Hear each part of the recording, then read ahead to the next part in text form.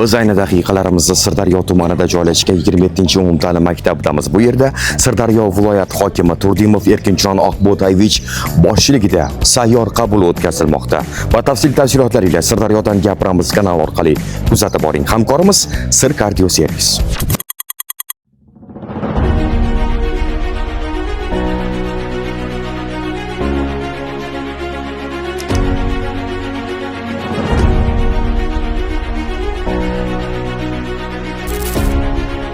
Hormat, salomatmisiz? Nima masala bilan keldingiz? Manda hech qanaqa masala yo'q edi. Men minnatdorchilik bildirib keldim. Men rahmat aytishga bildirib keldim. Nimaga? Mana bir haftadan beri bizda hokim bobomizda mana bu hokimlari kelishlari qandaydir bizga andaqa berdida. Nima desam ekan? Ularda yordamchi kuchlari bilan juda joylar obodlandi. Biz yoshligimizni eslatdi-da bu narsa, bilasizmi? Bizda ota-onalarimiz 8 ta farzandni katta qilishganda, ertalab turganimizda bizda hozirgi sharoit bo'lmagan oldin. O'choqlarda sutlar qaynab turgan. Hozir Xudoyimga shukrki, bir qultum suvni tinch yurtimizda ichyapmiz. Non yeyapmiz. Biz to'qlikka sho'xlik qilib qo'ymayapmizmi? Hamma narsadan noliymiz. Nega biz noliymiz? Oyog'imiz bu mana ekranda ko'rib turibmiz, oyog'i yo'q qo'li oyoqlilar. Yordam so'ramayapti. Allohdan shukr aytib, tirik jonimga shukr, omonat jonimga shukr deb shunchalik harakat qilyapti. Biz butun bo'lib turib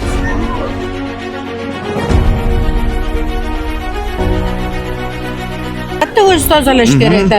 Masalan, hayvonlar ham o'zini yotadigan joyini bunday nima qilib tozalab yotishadi. Bu inson-ku.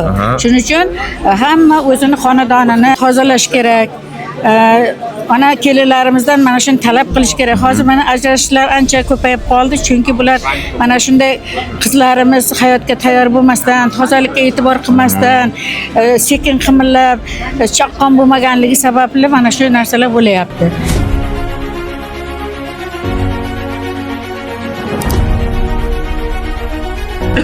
Muhtaram prezidentimizni o'sha bugungi kundagi har bitta islohotlar yetib kelyapti. Mana maktablar ichiga yetib keldi. Mana qolaversa maktabimizda hamma joy obod bo'lib qoldi, go'zal bo'lib qoldi. Odamlar mana yurish uchun imkoniyatlar yaratildi. Rahmat deymiz biz faqat. Va shu bilan birgalikda tuman hokimimizga ham o'z minnatdorchiligimizni bildiramiz. Hokimimiz tashabbuslari bilan bo'lgan ishlar. Aslida nima deb o'ylaysiz? Fuqaro sifatida shu savoliga javob berishingizni xohlagan bo'lardim. Kimnidir xonadonini obodon xodimi tozalab berishga majburmi yoki fuqaro o'zi tozalash kerakmi? Juda ham qilinmas. Bu endi bugungi kunda hammaning o'zini vazifasi. Xonadonlarni o'zini obod qilish, o'zi tozaligiga qarash kerak. Har bir ota yoki ona xonadonning egasi bosh bo'lib tozaliklarni qilib, yotar joyini o'zi inson o'zi tozalab o'tirmasa qanday bo'ladi? Kinolarda ko'rganman, sovchilikka borgandan o glamini taglarigacha ko'radi. Hozir shularga e'tibor bermayaptimi yoki men e'tibor bermayapman? To'g'ri aytasiz. Mana shu masalalar bekor qilinmagan o'sha narsalar. Bu tozalikka o'sha da'vat qilinadigan ish.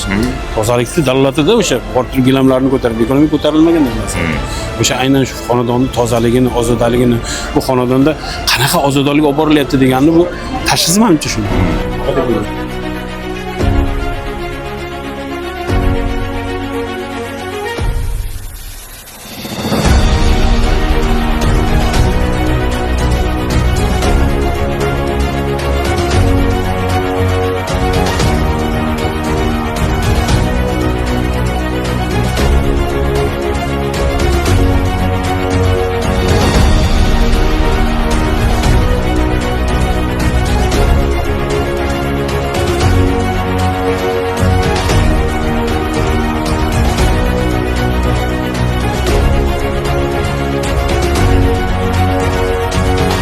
Ayni vaqtda sayyor qabul davom etmoqda. Fuqarolarimizni anchadan beri qiynab kelayotgan muammolar viloyat, tuman rahbarlari tinglamoqdalar. Joyida hal etiladigan masalalar joyida hal etilmoqda. Vaqt talab etiladigan masalalar esa kerakli rahbarlarga yo'naltirilmoqda. Bizni kuzatishda davom etinglar.